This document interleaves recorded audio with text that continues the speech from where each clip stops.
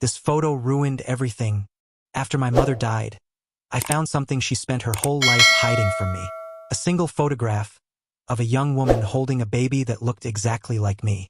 And that was the moment everything I believed about my family began to fall apart. The silence of the house pressed in, a heavier weight than the boxes stacked in the hallway. Dust motes danced in the late afternoon sun, illuminating the stillness where my mother's laughter used to echo. Her scent, a faint whisper of lavender and old paper, still clung to the air, a ghost in every corner. I ran a hand over the worn spine of a leather-bound copy of Wuthering Heights on the shelf, its pages brittle with age. My mother loved this book, its tempestuous passion a stark contrast to her own quiet, anxious nature. Ready to tackle her study, son? My father's voice, rough with disuse, startled me. He stood framed in the doorway, his shoulders slumped, a man carved from granite now crumbling at the edges. His eyes, usually sharp, were cloudy with unshed grief. I nodded, the word catching in my throat. As I'll ever be. We worked in tandem, a practiced rhythm of silence and shared sorrow. He handled the filing cabinets, the tax records, the practicalities. I navigated the shelves, the books, her personal treasures. Each volume I lifted felt like an intimate invasion, a piece of her soul I was now sifting through. The scent of old paper grew stronger here, mingled with the faint, metallic tang of ink. Beneath a stack of gardening journals, tucked away at the back of a shelf, a small, dark leather-bound book emerged. My mother's journal. I remembered it, a constant companion she'd guard with a fierce, uncharacteristic protectiveness. It had a delicate silver clasp, now tarnished, and a tiny, intricate lock. She'd always kept it hidden, always said it was just silly thoughts, nothing for anyone else. Find something interesting? My father's voice was closer now. I turned, the journal heavy in my palm. Her journal. Remember this. He flinched, a subtle tightening around his eyes. Ah yes, Margaret loved her journals. Kept them since she was a girl. He didn't look at it directly, his gaze skittering past the worn leather. Probably just recipes and gardening notes. I didn't believe him, not entirely. The way she'd guarded it, the way he now avoided its presence. Later, after he'd retreated to the garage, the faint scent of motor oil drifting up from below, I sat alone in the quiet study. The journal lay open on the mahogany desk, the lock now a broken thing. A hairpin, twisted and bent, lay beside it, a testament to my own impatient curiosity. My mother had hidden the tiny key inside a hollowed-out book, The Secret Garden. Of course, but my hands, clumsy with apprehension, had fumbled with it until the delicate mechanism gave way. The pages were filled with her elegant, looping script. Daily thoughts, observations, anxieties. Then, tucked between two pages near the beginning, a photograph. My breath hitched. It was me, a baby, swaddled in a coarse, faded blanket, my tiny fists clenching air. But the woman holding me wasn't my mother. Her face was young, framed by dark, unruly hair, her eyes wide and shadowed, a faint scar tracing her left cheekbone.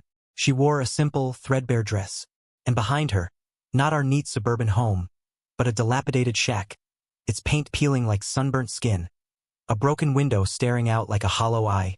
Overgrown weeds choked the porch. No sign of my father. No sign of the life I knew. The world tilted. The air grew thin. I stared at the image, then back at my own hand, then at the familiar furniture of my mother's study. It was a photograph of a stranger, holding a baby who looked undeniably like me, in a place I'd never seen. A cold dread seeped into my bones. Dad! My voice cracked, raw. I didn't wait for him to answer, didn't wait for him to come upstairs. I found him in the garage, hunched over a workbench, meticulously polishing a rusted wrench. The smell of oil and metal was thick here. He looked up, startled, his eyes narrowing as he saw the journal clutched in my hand, the photograph sticking out. Ethan? What is it? This. I shoved the picture at him. Who is this woman? Where is this? Why am I in this picture? And why aren't you or Mom in it? My voice rose, each question a desperate claw at the truth. He took the photograph, his gaze lingering on the image, a flicker of something unreadable, pain, fear, crossing his face. His fingers trembled slightly. It's an old picture, son. From before. Before we found you. Found me?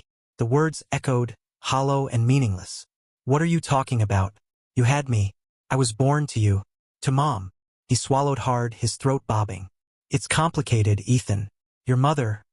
She always worried about this. About you finding out. He looked away, focusing on a spot on the concrete floor. We loved you. That's all that matters. No. I pushed, my voice shaking. No, that's not all that matters. You said, found me.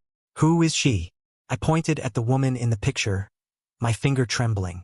Is she my birth mother? He closed his eyes for a moment, a long, weary sigh escaping him. Ethan, please. Your mother just passed. Can we not do this right now? No. I slammed the journal down on the workbench, the sound echoing in the confined space. We are doing this right now. You think I can just ignore this? Ignore the fact that my entire life might be a lie? Who is she? Dad. His shoulders sagged. He picked up the photograph again, his thumb brushing over the image of the young woman. Her name was Lila. Lila Carter. His voice was barely a whisper. She was your mother. The air left my lungs. Lila Carter. Not Margaret Hale. My mother, the woman who raised me, was not my mother. The truth, cold and sharp, pierced through decades of comfortable illusion. I stumbled back, leaning against a stack of old tires, the rubber smell suddenly suffocating. My mind raced, trying to reconcile the image of the loving, anxious woman who just died with this stark, impossible reality. Why? The word was a broken gasp. Why would you lie to me? All these years. He finally met my gaze, his eyes full of a profound, ancient sadness. We wanted to protect you, Ethan. We wanted to give you a good life. A life she couldn't. A life she couldn't? I scoffed, a bitter, unfamiliar sound. You stole me from her. No. His voice boomed, sharp with sudden anger, then softened, breaking. No, we didn't. Not exactly.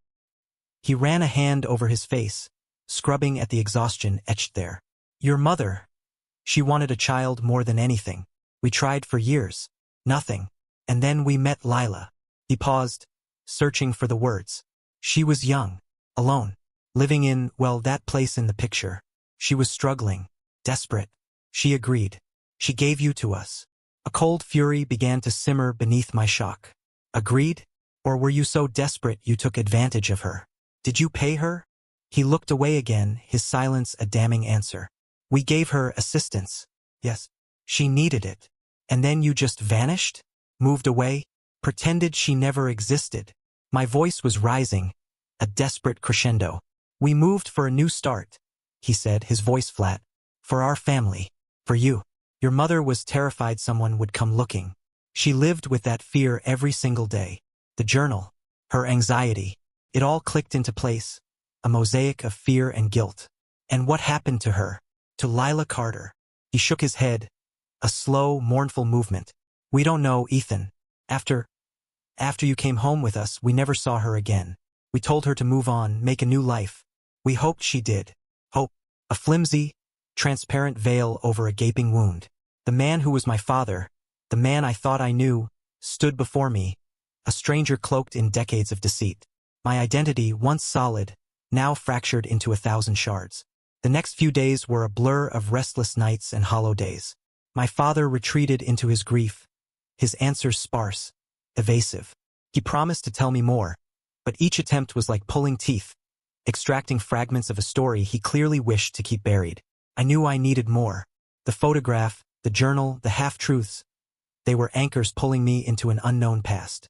My first stop was Aunt Rose's, my mother's older sister, a woman whose house always smelled of potpourri and stale cookies, lived a few towns over. She'd always been a repository of family history, a living archive of gossip and half-forgotten tales. Ethan, dear, come in, come in. Her voice was a high-pitched flutter. She enveloped me in a hug that smelled faintly of mothballs. Her living room was a riot of floral patterns, porcelain figurines, and doilies. It's so good to see you, honey. How's your father holding up? He's coping, I managed, settling onto a plush velvet armchair that swallowed me whole. Aunt Rose, I need to ask you something. About Mom. Her eyes, bright and bird-like, sharpened. Oh, what about Margaret? I pulled the photograph from my pocket, the image already creased from repeated handling. Do you recognize this woman? I handed it to her. She took it, her fingers bony and gnarled. She peered at it, then her breath hitched.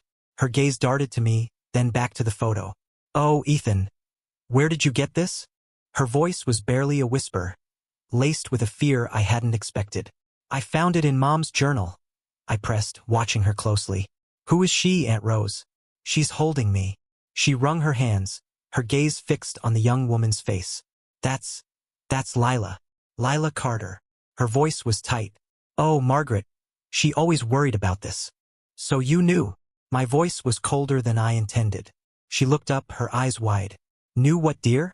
Knew Margaret wanted a baby so badly she'd do anything?" "Yes, I knew that. We all did." She bit her lip. "She and Daniel, they were desperate. They tried everything. And then, they came home with you." "Came home with me?" I leaned forward. "What do you mean, came home with me? Why didn't you ever tell me I was adopted?" Her face crumpled. "Adopted? Oh, honey, it wasn't exactly an adoption. Not through any agency, if that's what you mean. Margaret she met this young woman, Lila. And Lila, she was in a bad way. No family, no money, no prospects. And she was pregnant. And my parents took me from her." I finished, my voice flat. She wrung her hands again. "They helped her, Ethan. They gave her money. She wanted you to have a better life. Margaret loved you from the moment she saw you. It was a mutual agreement. A private arrangement. A private arrangement that involved forging birth certificates and moving halfway across the state." My anger flared. "Did Mom never talk about her? About Lila?" Aunt Rose shook her head slowly. "No, never. Not after. It was too painful, I think. For everyone. Margaret just wanted to forget the circumstances and focus on being your mother. She loved you so much, Ethan. She truly did." The words felt hollow. Love, yes, but built on a foundation of deceit. I thanked Aunt Rose, her half-answers confirming my worst fears. The family secret, a festering wound, lay exposed. The next day I drove. The address from the photograph, scribbled in my mother's journal beneath a carefully dated entry, led me to the outskirts of a small, forgotten town, miles from our quiet suburb. The landscape shifted, becoming harsher, the trees sparser. The houses grew smaller, more dilapidated.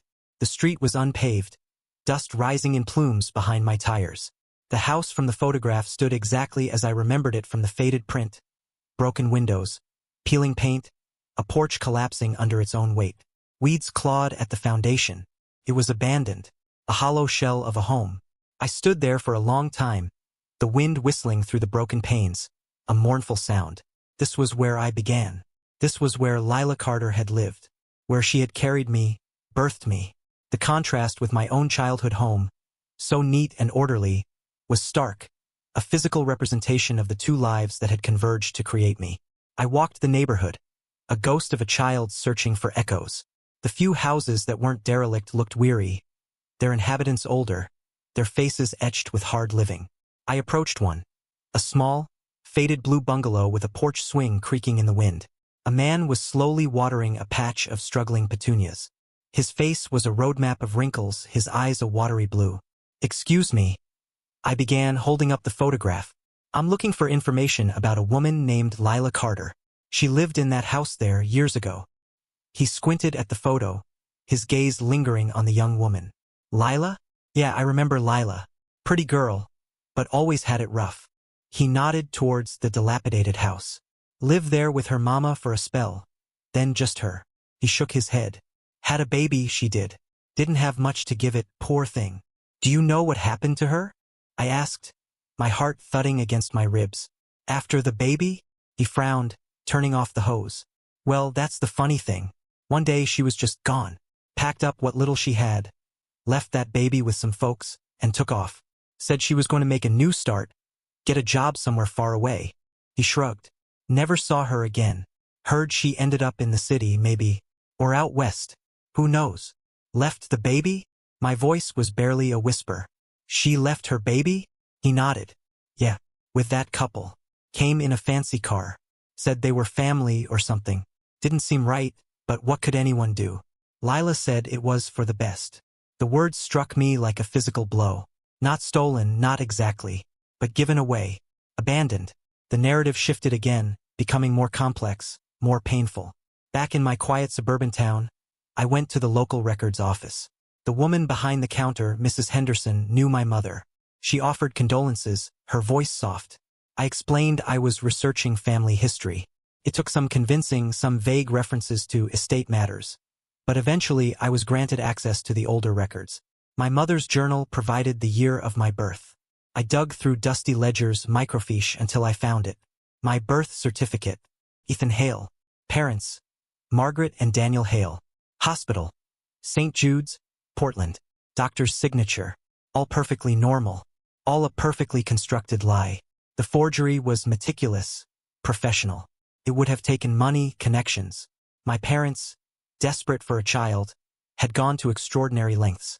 The guilt, the fear my mother felt, was not just about taking me, but about the elaborate deception they'd woven. My search for Lila Carter, however, yielded nothing.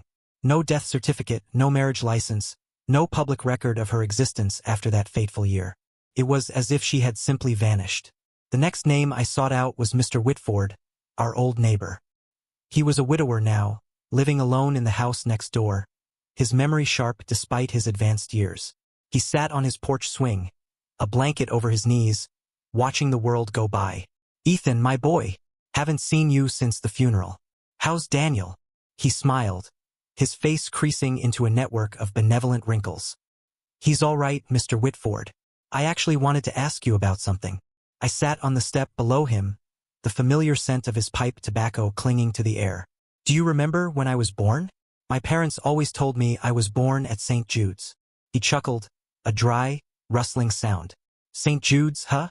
Well, that's a story they stuck to, bless their hearts. Your mother, Margaret, she was a private woman.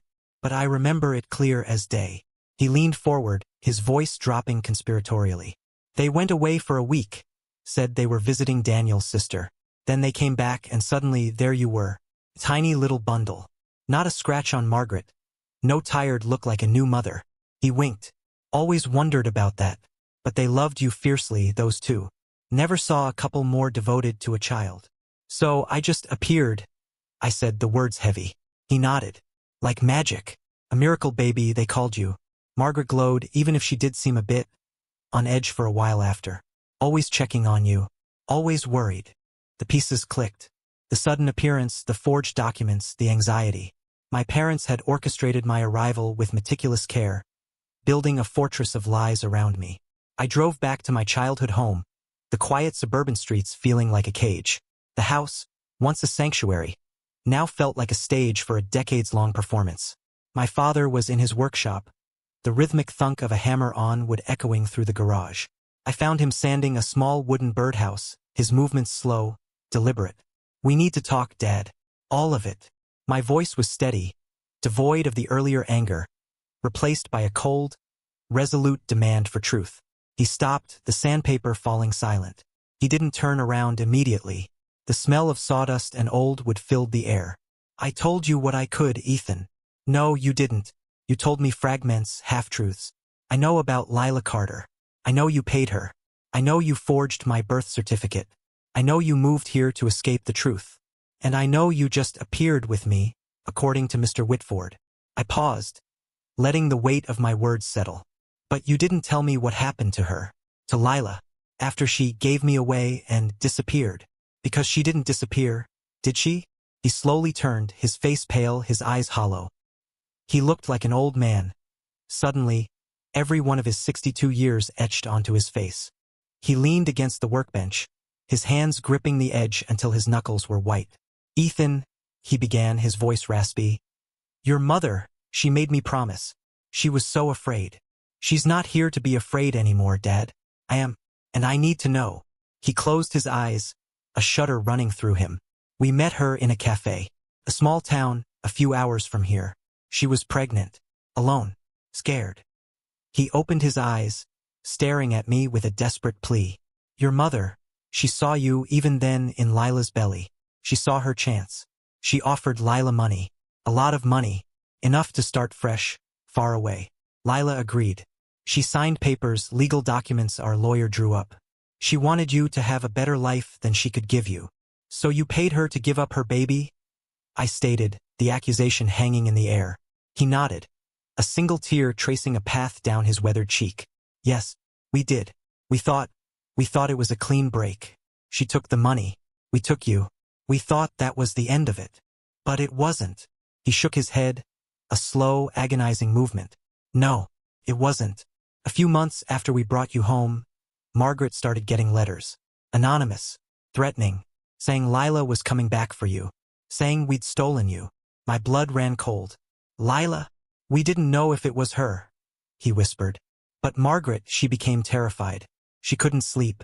She kept looking out the windows. We hired a private investigator. He tracked Lila down. He paused, taking a ragged breath. She was still in the same town. She'd spent most of the money. She was struggling, and she was talking, to anyone who'd listen, about how she regretted it, how she wanted her baby back. My stomach churned. The image of the young woman in the photograph, desperate and alone, warred with the image of a mother who wanted her child back. So what did you do? I demanded, my voice barely audible. He swallowed. We went to her. We tried to reason with her, remind her of the agreement, but she was distraught.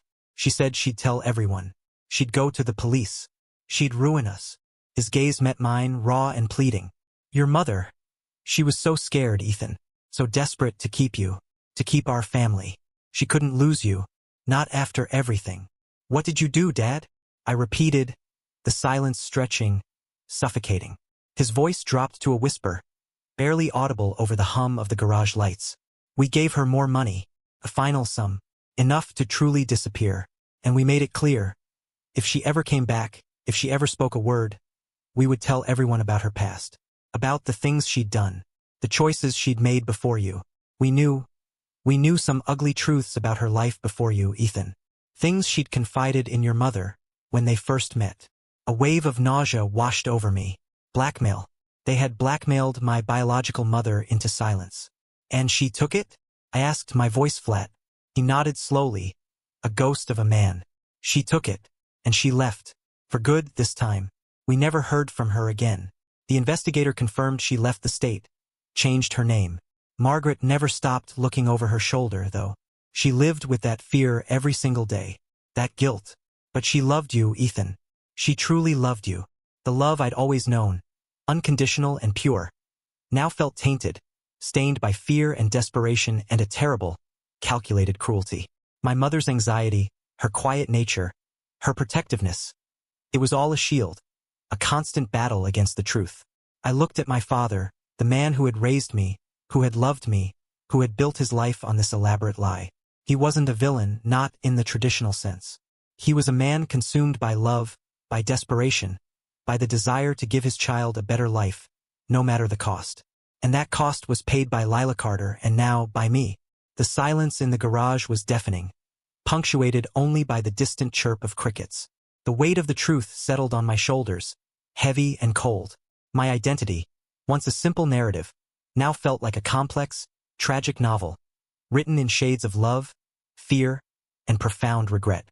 I was Ethan Hale, but I was also the son of Lila Carter, a woman I would never know, a ghost in my own origin story. And the man before me, my father, was both my protector and the architect of my deepest wound. Why didn't you ever tell me? I asked, my voice raw, broken. He met my gaze, his eyes mirroring my own pain. We thought it was for the best, to protect you from her life, to give you our life, a clean slate. Your mother wanted you to be happy. She wanted you to feel safe. She wanted you to be ours. He paused, his voice cracking. And I wanted to make her happy. She loved you so much, Ethan. She couldn't bear to lose you. And neither could I. The confession hung in the air, a fragile, brutal thing. The full truth, finally revealed, was not a simple tale of adoption, but a complex web of desperation, love, and human failing. My parents had built my world on a lie, yes, but they had also built it with love, fierce and unyielding. And now, I stood in the ruins of that world, searching for who I truly was. The journey had just begun.